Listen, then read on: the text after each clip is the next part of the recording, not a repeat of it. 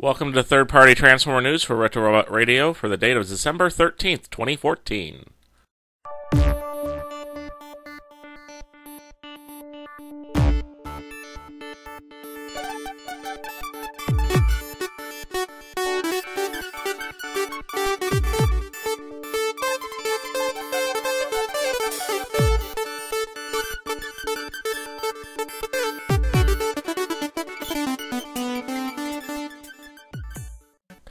DX9 Toys showed off a pair of new figures called Metal Ants and Plague. Metal Ants is their version of a Legends G1 Ratchet, and Plague is their version of G1 Scourge.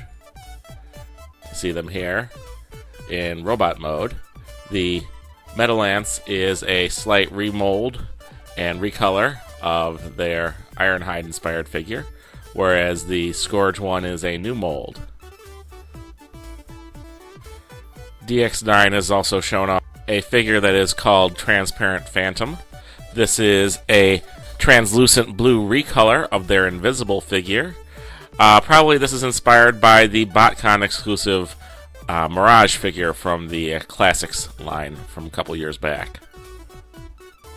Eness Toys has been advertising that it has a pair of swords that can go with the Mastermind Creations Terminus Hexatron figure. These swords are very highly detailed and fit real well with the figure itself. FansToys has been showing off two slight recolors of their Scoria figure, the FT006T and 006X, which I believe are the toy-accurate and comic book-accurate versions of their Scoria figure. The original release was more TV show accurate.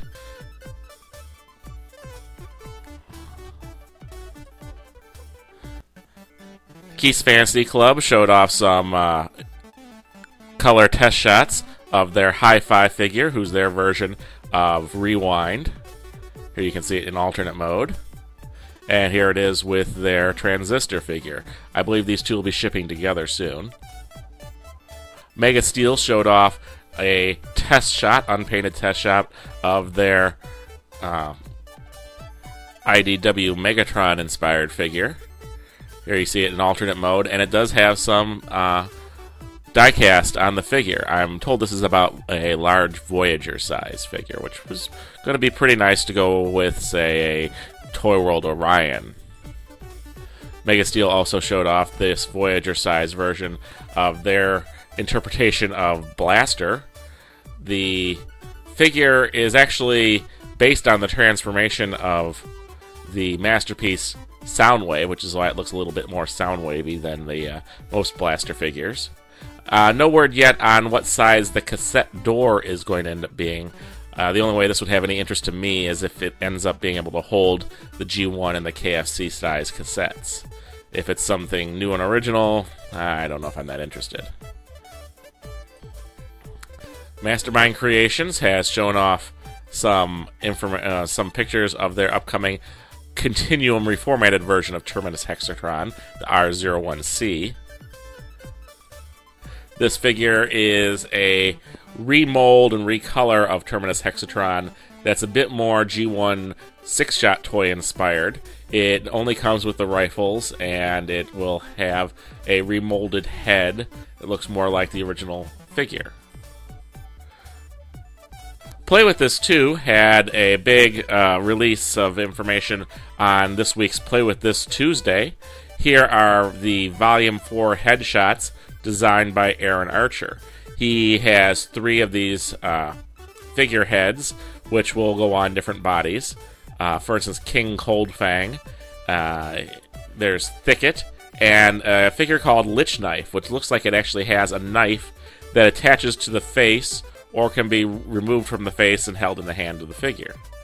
No word yet on which bodies these might go with, but there's always ones to choose from. With Play With This 2, they have a lot of customizable bodies. Another Play With This Tuesday announcement was this color image of their Boneyard figure, who's very heavily inspired by Generation 1 Pretender Grimlock. We also see the small tech drone figure, which does seem to transform, not just part form, into a small T-Rex. The colors are not really in G1 Grimlock colors, might be more of a Trypticon or Gobot's Zod type figure. Another announcement that came this Tuesday was of Rawbat. Rawbat is a figure made out of parts of several of their other ones, including like Bloodbath and Jetstrike. And the deco on it is heavily inspired by the Voltron Robeis Scorpius figure. So that's just another series that's getting a little nod from Play With This too. It's kind of nice to see that they have all these different non-Transformers series in mind for their recolors. They're asking people if they could give feedback on what they think of this Rawbat figure. So go to their Facebook page and tell them what you think of it. The Philip Reed book, Transforming Expectations, which is their little coffee table book of third-party Transformers toys, is going to be shipping out soon. So if you are part of the Kickstarter project for this, you'll be having the book in your hands real soon. Warbotron released some prototype images of their WB-03E figure, which is an homage to Generation 1 Technobot Scattershot. Here you can see it in robot mode.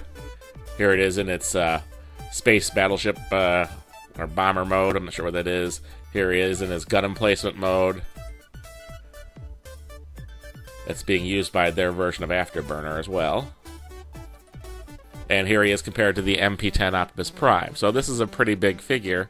I think the MP10 Optimus Prime is about 24 centimeters tall at the top.